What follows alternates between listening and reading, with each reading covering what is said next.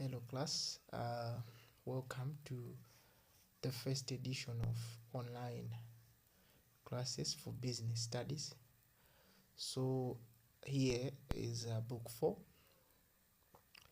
first unit, where we have aids to trade or trade. So in this part we'll talk about laws of government in promoting trade. We are also going to discuss about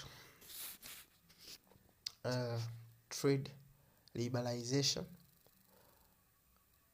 advantages, but the disadvantages will come across them in the next part, in the next lesson, which is tomorrow. Right.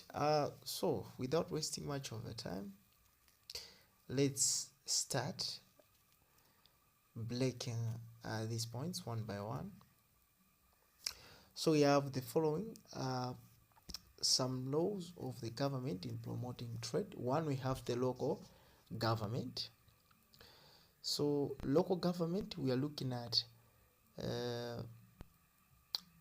nthambi imene kuno kuti maona mmene kulili kwa DC, district council, whereby amayang'ana zinthu za mu district mokha. So ma local government timayambira kuona mbali imene iyi kwaukulu kuti ndi mbali imene ya ma district council kapena ma municipalities like city council. Yeah, so the first one is providing public utilities such as roads and bridges that facilitate trade. Public utilities, for example, roads and bridges. Yes, trade is promoted by roads because roads enhances transport, whereby through good network of roads, goods can be transported from one place to another, or even business people can move from one place to another. Then you have provision of security, police. Yeah, chisanzo chabwino the police. Licensing businesses. My local government awapereka so ma business licenses. For example, you have the office of the registrar. Komanso you have this Blantyre City Council. You find out now kuti malo amene acha anthu amakathokozako ma license ma businesses awo. Apart from that, we have provision of investment information.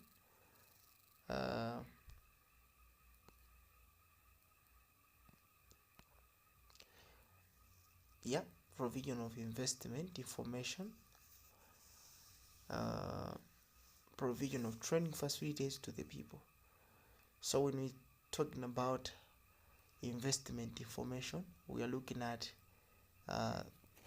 the information required for people to invest.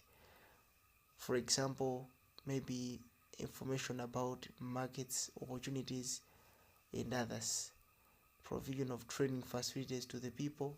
Yeah, training facilities can differ. For example, you have schools, or other structures that may support trainings, technical colleges like those. Then you have the central government. So the central government is also known as the national government. It is the political authority that governs an entire nations. So the central government, local government timayang'ana pa district level, kuti district imodzi payoka. While this one, we are looking at the nation as whole. So central government has the following laws in promoting trade. One, establishing government ministries and departments that promote both home and foreign trade. President amakhala ntchito imene yosankha nduna ya zaumoyo, nduna ya zamalonda. Improving trans-country infrastructure such as roads, telecommunication systems, and railways. So there is the word improving. Remember, the local government provides, and this one improves. Ndekuti mwina nsewu ngati unali wang'ono kukulisa ukhale waukulu, ukhale highway like those. We have also promoting locally manufactured goods. For example, tinayo ndi initiative kuno ku Malawi yochedwa Buy Malawi, imene malimbikitsa anthu kuti azigula katundu amene ali made in Malawi. Licensing businesses kumene kuso zimatheka kupanga ma certificates, pereka ma licenses osiyana-siyana, for example through the Malawi Revenue Authority. Anthu amakatenga ma TPIN mmene timakhanga tima certificate iso tololeza kuti business yanu itha kumathamanga ndithu, komanso kuonetsa kunena kuti mutha kumapereka msonkho otani. Establishing standards and procedures that govern the manufacture and importation of goods. Tikati ma standards ndi kuti we are looking at the issue to deal with quality, whereby we have nthambi ina ya boma yochedwa kuti Malawi Bureau of Standards, imene imaona ngati katundu tikumpanga wa quality komanso moyenera. Providing financial assistance. Sometimes government imapereka ma grants, ma loans through NIF. Yeah, the NIF ijayo.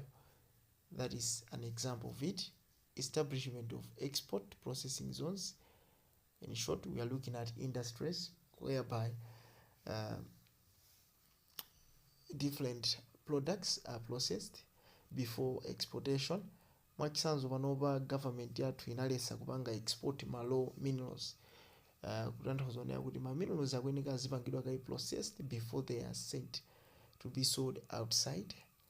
Komanso we have offering incentives such as corporate tax relief and subsidies on goods. When we are talking about incentives, we are looking at ways or special ways that can be done as alternatives to the businesses.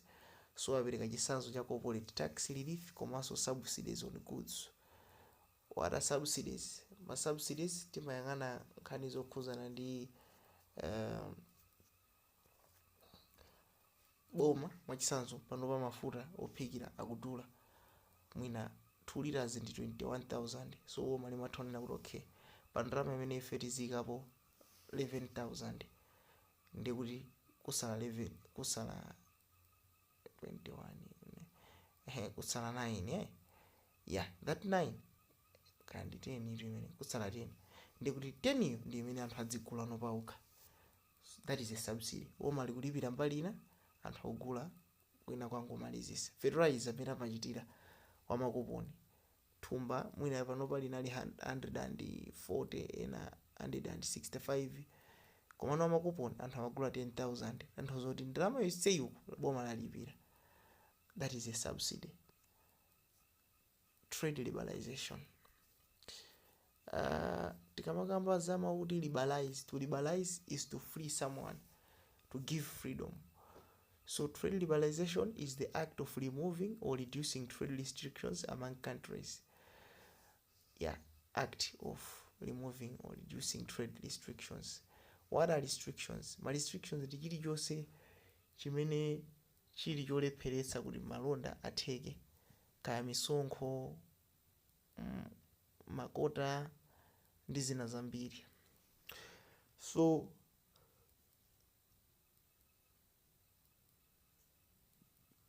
here it is saying that trade liberalization may be through reduction of taxes, for example tariffs, duties and surcharges, kuchepesa misonkho za katundu otuluka ndi olowa. Mwachisanzo katundu amene uchotsa kuno upitisa ku Mozambique, unalekeze kuti msonkho wa katundu amene yoyo ufa, mtsanzo ufa mwina ndi 2,000 kwacha. So chifukwa tikugulisa ufa ujaletsa ashumu mtengo wake ndi 3,000, koma msonkho ndi 2,000. Ndiyo ngati anthu aku Mozambique akuzaoda kuno ufa ujasuka gaso 3,000 ukakhala 5,000 kumakwera mwamba chifukwa cha 2,000 imene akuyika pa msonkho. Koma titachosera misonkho imene zitha kuwathandizira kunena kuti kumene kuja zingogulisa zinthu zawo mosavuta. Reduction of elimination of quotas.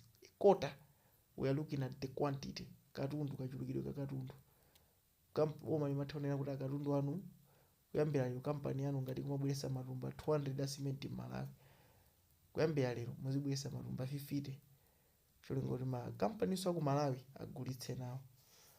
Yes, we also have reduction of non-tariff barriers such as licensing rules. Non-tariff ndi kuti ma barriers kapena kuti ma restrictions amene sakukhuzana ni misonkho. Advantages of trade liberalization. It enables a country to specialize in the production of goods and services in which they have a competitive advantage. In short, it promotes specialization. This first answer. 2, it brings about increased competition. So competition in independent it lead to increased efficiency and lower cost. For the competition, efficiency, let's just talk about the production of sufficient commercial quality goods. Zinthu zotea kuti zoyamikirika inu mukaziona mwa zinthuzi zili bwino komanso zikuchitidwa mwa nthawi yake.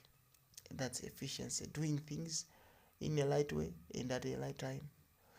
So imathandizira kuti pakhale efficiency komanso imachepesa ma cost.